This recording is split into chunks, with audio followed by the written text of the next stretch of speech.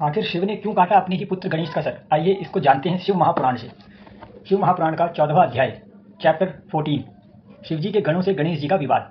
ब्रह्मा जी कहते हैं कि वे सब गण शिवजी की आज्ञा से वहां जाकर उस द्वारपाल से उसका परिचय पूछने लगे और कहने लगे कि यदि तू जीना चाहता है तो यहाँ से दूर हो जा। इस पर गणेश जी क्रोध में आकर दंड लिए उन गणों से निर्भय होकर बोले कि तुम सब यहाँ से दूर चले जाओ, मेरा विरोध करना अच्छा नहीं है। गणेश जी के यह वचन सुनकर शिवजी के गण हंसे और पुनः क्रुद्ध होकर बोले, हम शिवजी के गण हैं, तुमको हटाने के लिए ही आए हैं। अब तक तुमको एक गण मानकर ही छोड़ दिया है, नहीं तो मार दिए होते, अतः क्यों मारना चाहते हो, भाग जाओ।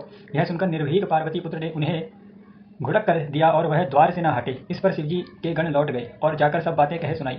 उसे सुन शिवजी अपने गणों को डांटने लगे और कहा कि मैं कुछ नहीं जानता, जैसे भी हो जाकर उस गण को हटाओ। अब वह गण फिर पार्वती मंदिर पर उस द्वारपाल गणेश के पास आए। हटने को कहा। गणेश जी ने कहा, मैं पार्वती का पुत्र हूँ, कदापि नहीं हट सकता। इतने में द्वार पर हो हल्ला सुनकर पार्वती ने अपनी एक सखी को भेजा कि देख वहाँ क्या हो रहा है। सखी ने देखकर हर्षित हो सब वृतांत पार्वती से कहा। साथ ही यह भी कहा कि अच्छा हुआ जो नहीं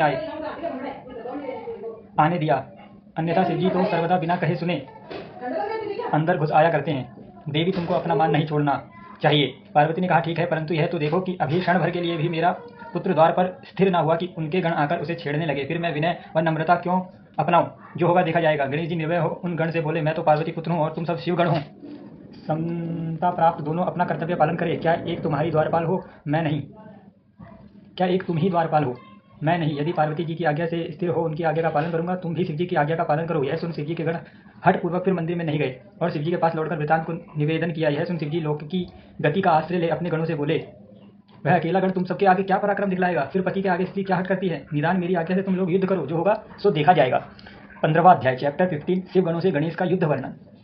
ब्रह्मा जी बोले, अब आज्ञा पावे सब गण निर्भय हो शिवजी के मंदिर पर आए। गणेश जी भी सजे हुए तैयार थे। शिवगणों को देखकर गणेश जी ने उनसे कहा कि मैं अकेला शिवा की आज्ञा का पालन करूंगा। आज तुम सब मुझे अकेले पार्वती पुत्र का बल देखो। यह सुन शिवजी के गण अनेक प्रकार के आयुध ले उन पर टूट पड़े। अकेले गणेश जी शिवजी के असंख्य गणों से युद्ध करने लगे, परंतु शिवजी का कोई भी गण उन्हें युद्ध में परास्त न कर सका और उन अकेले ने ही उन सबको मारकर भगा दिया। गणेश जी लौटकर फिर द्वार पर खड़े हुए। नारद जी की प्रेरणा से विष्णु आदि सभी देवता शिवजी के पास गए। स्तुति कर युद्ध का वृतांत पूछा। शिवजी ने कहा, मेरे मंदिर के द्वार पर एक बलवान बालक हाथ में लकड़ी लिए उपस्थित है, जो घर में जाता है उसे जाने नहीं देता है। यदि ब्रह्मा चाहे तो जाकर इस कलेश को दूर करें। वह सुन शिवजी की माया से मोहित मैं ब्रह्मा कुछ ऋषियों को साथ ले उस बालक के पास गया। मुझे आते देखकर बालक गणेश क्रोधवश दौड़कर मेरी दाढ़ी मूछ नोचने लगे। तब मैंने कहा, देव क्षमा करो, मैं युद्ध के लिए नहीं आया हूँ, मैं ब्रह्मा हूँ, मेरे ऊपर कृपा करो। मैं ऐसा कह ही रहा था कि बालक गणेश ने परिध उठा लिया। मैं वहां से भाग चला। उसने मेरे सब साथियों को परिधि से ताड़ित किया। फिर तो मैंने शिवजी के पास आकर सब समाचार कह सुनाया। उसे सुन लीला विशारद शंकर को क्रोध हुआ। उन्होंने इंद्रादिक देवता और अपने भूत बेताल आदि गणों को गणेश जी से युद्ध करने की आज्ञा दे दी, परंतु कार्तिकेय वीरों सहित शिवजी के सब गणों का प्रयास व्यर्थ हो गया। अकेले गणेश ने मार मार कर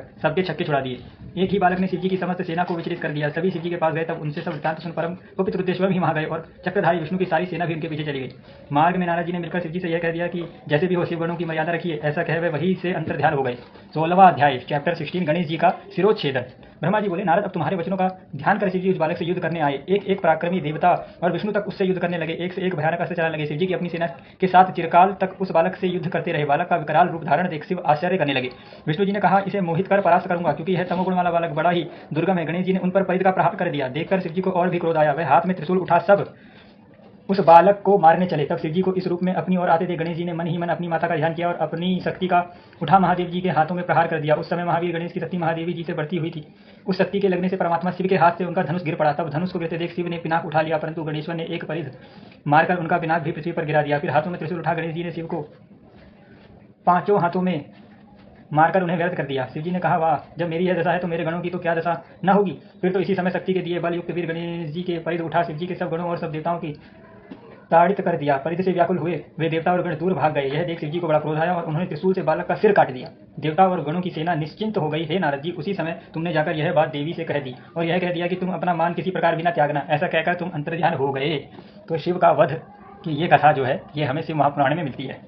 आगे है गणेश का जीवन, 17वां अध्याय, जिसे हम आगे देखेंगे। हर हर महादेव।